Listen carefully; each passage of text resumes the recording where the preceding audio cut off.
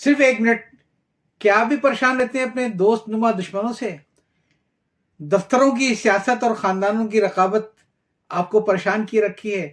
लगता है कि आपकी खुशी में खुश होने वाला कोई नहीं है, लेकिन आपकी कामयाबियों से और आपके बच्चों की कामयाबियों से जलने वाले सारे मौजूद हैं।